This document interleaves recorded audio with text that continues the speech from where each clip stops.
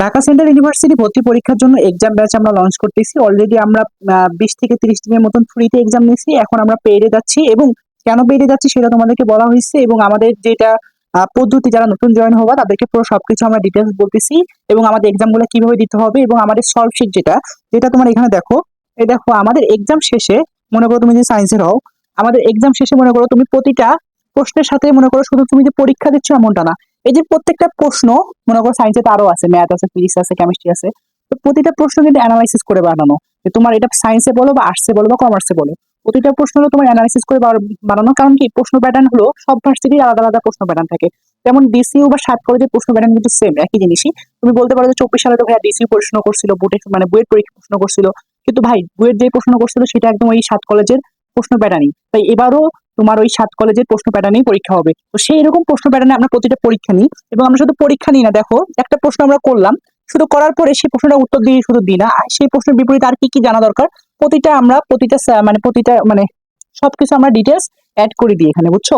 এবং এক্সাম শেষে তুমি মনে করো এই সলভ শিটটা তোমাকে পুরো যতগুলো এমসিকিউতে আমরা 100 টাকা করে এমসিকিউ পরীক্ষা নিব, প্রতিটা প্রশ্ন মনে করো তুমি এইভাবে উত্তর পেয়ে যাবা। এবং তারপরও তাছাড়াও তুমি যখন এক্সাম নিজে নিজে দেবা, প্রতিটা প্রশ্নের নিচে কিন্তু তুমি মানে অ্যান্সার সাবমিট করার পর প্রতিটা প্রশ্নের নিচে তুমি নিজে সলভ পেয়ে যাবা। এবং তারপরেও তোমাকে আরো সুন্দর করে বুঝাই দেওয়ার জন্য আমরা এইভাবে সলভ শিট দেবো। তুমি অনেকে বলতে পারো যে ভাইয়া এটা তো সায়েন্সের দেখা নেই, তাহলে আর্টসে কি আছে? এ দেখো আর্টসেরও দেখো এরকম, দেখো যে সবকিছু দিয়ে দেওয়া আছে। এই দেখো যে মনে করো ওই যে আর্টসের প্রত্যেকটা মনে করো যারা বি ইউনিটে পরীক্ষা দেবা তাদের ওই যে প্রত্যেকটা ব্যাখ্যা সহ প্রত্যেকটা প্রশ্ন ব্যাখ্যা সহ আমরা সলভ শিট দিয়ে দিই পরীক্ষা শেষে। এবং আমরা তো আরো মেরিট লিস্ট সবই প্রকাশ করি, এবং আমরা প্রশ্ন ব্যাংকের পিডিএফ থেকে শুরু করে সবকিছু আমরা কোর্সে অ্যাড করে দেবো। তো আসো আমাদের প্ল্যানটা বলি, তাহলে তুমি বুঝতে পারবা যে এখানে আমরা কি বলছি। রুটিন অনুযায়ী এক্সাম, রুটিনটা আমি একটু করে দেখাচ্ছি। রুটিন অনুযায়ী এক্সাম, এক্সাম শেষে ব্যাখ্যা সহ প্রিমিয়াম সলভ শিট, যেখানে এক্সট্রা আরো ইনফরমেশন থাকবে যেটা তো বুঝতে পারলা। তারপরে হলো রিয়েল এক্সাম সিরিয়াসনেস এর জন্য প্রতি সপ্তাহে জুম অথবা কিছুর মাধ্যমে ওএমআর বৃত্ত ভরাট করে অফলাইন এক্সাম। এই জিনিসটা কি, যে তোমরা মনে করো অনেকে এক্সাম দাও ঠিকই অনলাইনে, কিন্তু অফলাইনে এক্সামের মতন তোমরা সিরিয়াসনেসটা পাও না। অফলাইন এক্সামে যে সিরিয়াসনেসটা থাকে তা মনে করো অনলাইন এক্সামে থাকে না। তাই প্রতি সপ্তাহে আমরা চেষ্টা করবো যে যেগুলা এক্সাম হবে তার উপরে একটা মেগা এক্সাম নেওয়া।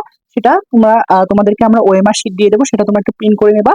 প্রিন্ট করে দেওয়ার পর তোমাদেরকে আমরা লাইভে থেকেই তোমরা আমাদের সাথে সাথে ওএমআর বরাট করে পরীক্ষা দেবা 1 ঘন্টায়, এবং সেটা আমাদেরকে সাবমিট করে দেবা। আমরা সেটার অ্যান্সার তোমাদেরকে মনে করো আমরা সেই ওয়েমারটা কেটে তোমাদেরকে অ্যান্সার ব্যাক করে দেবো, এবং সেটারও আমরা সলভ শিট দেবো, উত্তরগুলো দিয়ে দেবো। এবং এতে কি হবে, তোমার নিজের অফলাইনে এক্সাম দেওয়ার একটা ইয়েটা হবে, মনে করো প্র্যাকটিসটা হবে।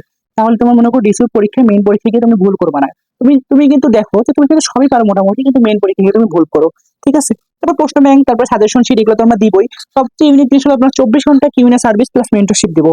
মানে হলো যে তোমার যে কোনো প্রশ্নের উত্তর, যে কোনো ম্যাথ মেডিকেল প্রবলেম, বা তুমি আর্টসের আসো তোমার যে কোনো প্রবলেম, তুমি যে কোনো পড়া নিয়ে প্রবলেম বা যে কোনো সমস্যা মনে করো পড়া নিয়ে, এবং যে কোনো প্রশ্নের উত্তর যদি তোমার আমাদের জানার দরকার হয়, সেটা 24 ঘন্টা আমাদের টিম তোমাদেরকে সহায়তা করবে। একদম এআই টিম না, একদম মানে বাস্তব টিম, বাস্তব মেম্বাররা তোমাকে হেল্প করবে, ঠিক আছে? আর এটা শুধু এক্সাম না, তোমাদেরকে মনে করো আমি বারবার বলছি যে একটা রুটিন দিছি, সেই রুটিনে তুমি যদি এই 40টা দিন বা 30টা দিন যদি পড়তে পারো, তাহলে অবশ্যই তোমার চান্সটা হবে। তাই যেভাবে রুটিনটা দিচ্ছি সেভাবে ফলো করো। তো দেখো আমি এখানে রুটিনটা দেখাই, এই ইউনিটটা দেখাই। দেখো আমি কেন পেপার ফাইনাল নিচ্ছি এটাও বলছি। দেখো যে পেপার ফাইনাল কেন, অধ্যায় ভিত্তিক এক্সাম নিলে তোমাদের সিরিয়াসনেসটা কাজ করে না। ধরো মনে করো আজকে কাজ ক্ষমতা শক্তি এক্সাম নেবো, তুমি ভাববা যে ভাই আজকে কাজ ক্ষমতা না করি, কালকের এক্সাম বলবিদ্যা আছে ওইটা দেবো। এইভাবে করতে করতে গ্যাপ পড়ে যায়। এই জন্য আমরা 3 ধাপে, যাতে তুমি 3 ধাপে যাতে রিভিশন দিয়ে হলো মানে ডিসিওর মেইন পরীক্ষায় বসতে পারো, সেই অনুযায়ী আমরা রুটিনটা বানাইছি।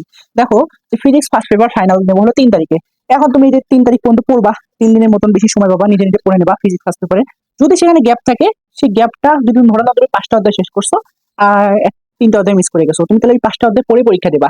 তারপর তুমি আবার 3 দিন পরে ফিজিক্স সেকেন্ড পেপার পরীক্ষা দিবা এইভাবে দিন। তারপর তুমি কেমিস্ট্রি পরীক্ষা দিলা, কেমিস্ট্রি ফার্স্ট পেপার পরীক্ষা দিলা, তারপরে তুমি কেমিস্ট্রি সেকেন্ড পেপার পরীক্ষা দিলা। পেপার ফাইনাল গুলো আমরা 50টা করে এমসিকিউ নেবো, কারণ এখানে তো মানে অনেকগুলো এক্সাম দিচ্ছি। তারপর এইভাবে তুমি দিলা।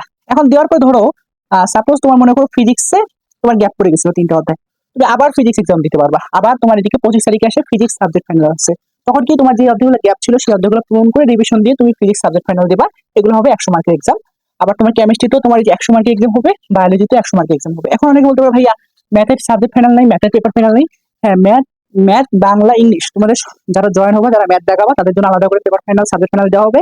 ইংলিশ যারা আলাদা দেখাবা তাদের জন্য এক্সট্রা করে মানে সাবজেক্ট ফাইনাল পেপার ফাইনাল দেওয়া হবে, এবং বাংলা এক্সট্রা করে সাবজেক্ট ফাইনাল পেপার ফাইনাল দেওয়া হবে। এরপর আসলে তোমার হলো যে মিস করে গেলাম। তো তারপর এইভাবে তোমার মনে করবে তুমি সাবজেক্ট ফাইনাল গুলো তুমি দিতে পারবা। এরপরে হলো তোমার 5 সেট মডেল টেস্ট এবং 2 সেট অফলাইন। এখানে মনে হয় প্রায় 10টার মতন আমরা মেগা একদম মানে মডেল টেস্ট শেষে দিয়ে দেবো তোমাদেরকে। পরে আবার তোমরা মডেল টেস্ট পুরো 150 মার্ক মানে 150টা এমসিকিউ থাকবে, 100 মার্ক মানে 150টা এমসিকিউ কিভাবে, ফিজিক্স কেমিস্ট্রি ম্যাথ বায়োলজি 15-25টা করে 100টা, আর বাংলা ইংলিশ 25-25 50, মানে একদম মেইন ডিসিউ এক্সামটা যেভাবে হবে সেভাবে তোমাদেরকে আমরা মডেল টেস্ট নেবো। তাহলে দেখো তুমি একদম পেপার ফাইনালে পড়তে পারলা, সাবজেক্ট ফাইনালে পড়তে পারলা, আর মডেল টেস্ট গুলোতে পড়তে পারলা। এইভাবে 3 ধাপে যদি আগাতে পারো তাহলে দেখবে তুমি একটা অধ্যায় বস হয়ে যাবা 40 দিনে। এবং এরপর তোমাদের যারা বি ইউনিটে আসো তাদেরকে এইভাবে বলছি যে বাংলা ফার্স্ট পেপার পরীক্ষা জিকে 1 ফাইনাল। এখন জিকে 1 এ কি কি টপিক থাকবে সেটা আমরা এক্সাম বেসে বলে দেবো।